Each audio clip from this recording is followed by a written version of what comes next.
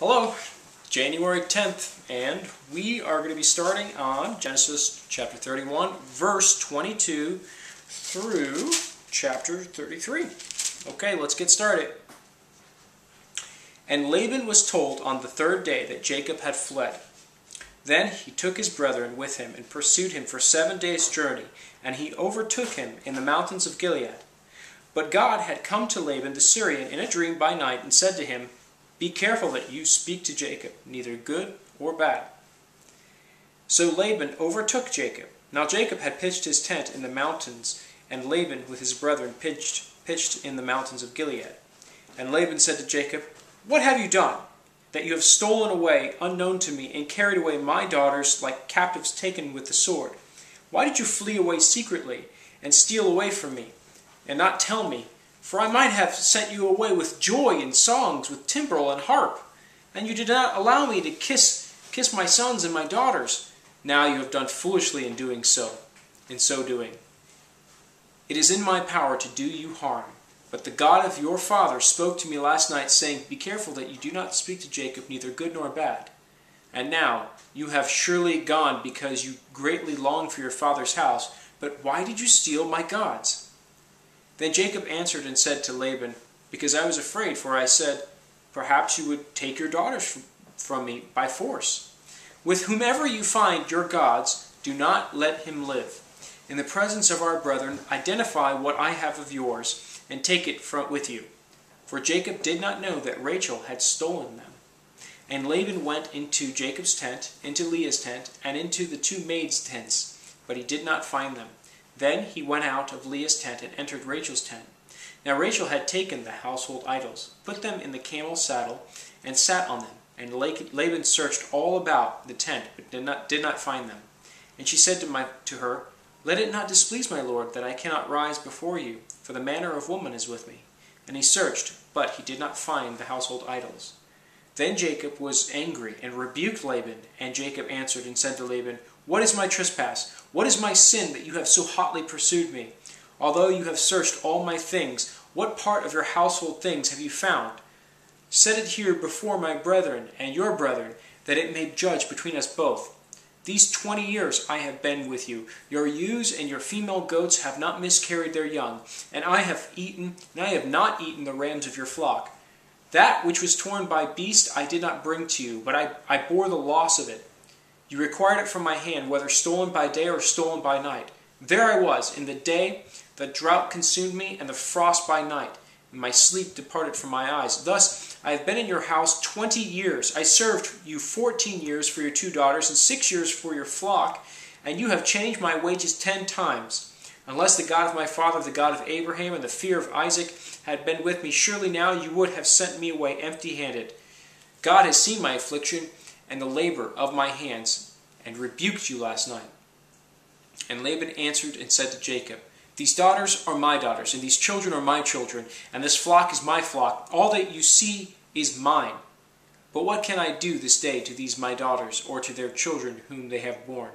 Now therefore come, let us make a covenant, you and I, and let it be a witness between you and me." So Jacob took a stone and set it up as a pillar. Then Jacob said to his brethren, "Gather stones," and they took stones and made a heap, and they ate there on the heap. Laban called it Jegar-sahadutha, but Jacob called it Gilead. And Laban said, "This heap is a witness between you and me this day." Therefore its name was called Gilead. Also Mizpah, because he said, "May the Lord watch between you and me when we are absent from one another.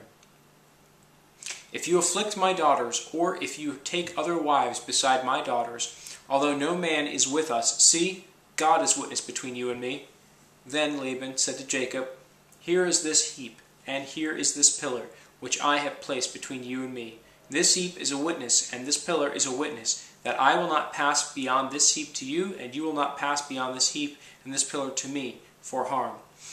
The God of Abraham, the God of Nahor, and the God of their father judge between us." And Jacob swore by the fear of his father Isaac.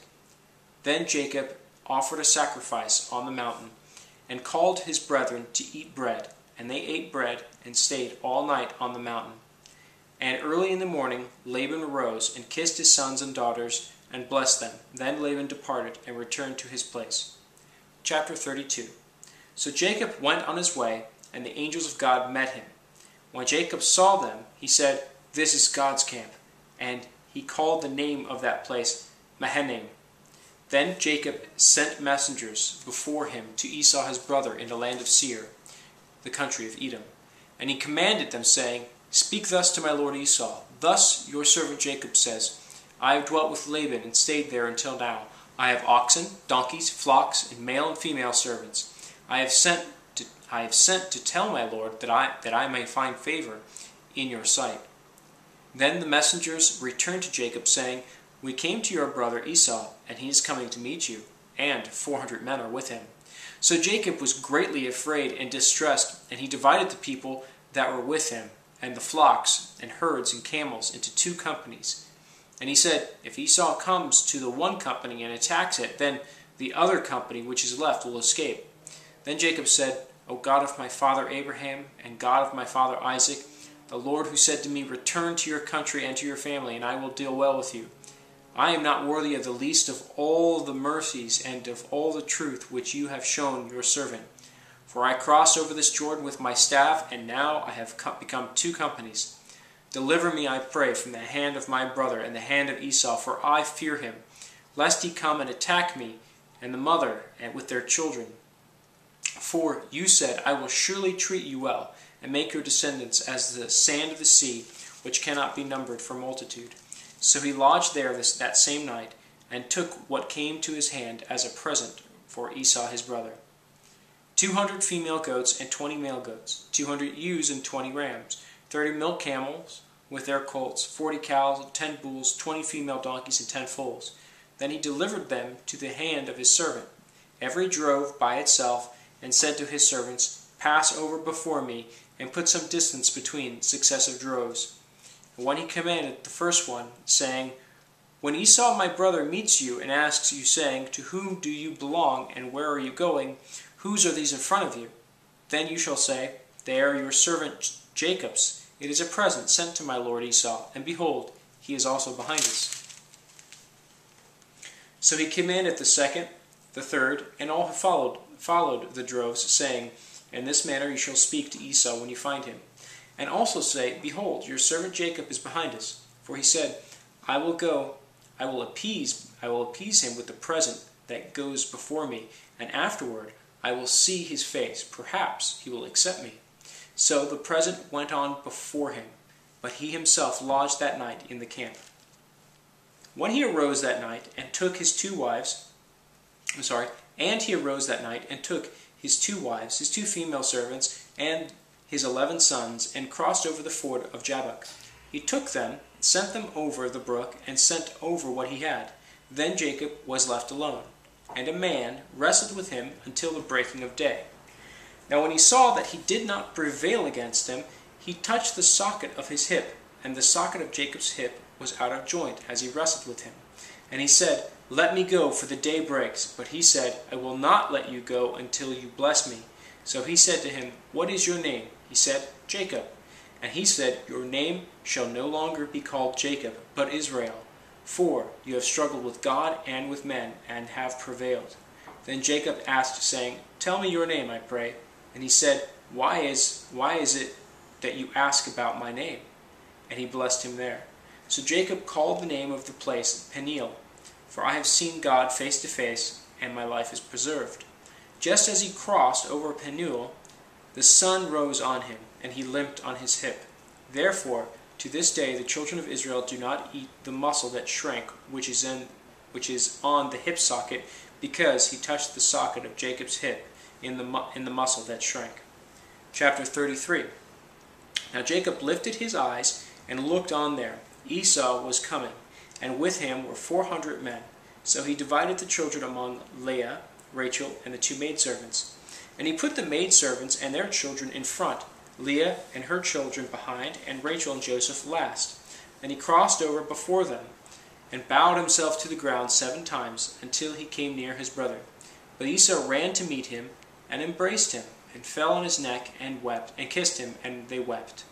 And he lifted his eyes and saw the women and the children, and said, Who are these with you? So he said, The children whom God has graciously given your servant.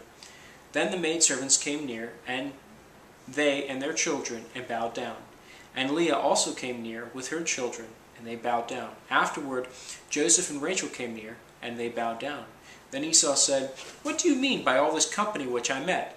And he said, These are to find favor in the sight of my Lord. But Esau said, I have enough, my brother. Keep what you have for yourself. And Jacob said, No, please. If I have now found favor in your sight, then receive my present from my hand, inasmuch as I have seen your face, as though I have seen the face of God, and you are pleased with me. Please, take my blessing that is brought to you, because God has dealt graciously with me, and because I have enough. So he urged him, and he took it. Then Esau said, Let us take our journey. Let us go, and I will go before you. But Jacob said to him, My Lord knows that the children are weak, and the flocks and herds which are nursing are with me. And if the men should drive them hard one day, all the flock will die.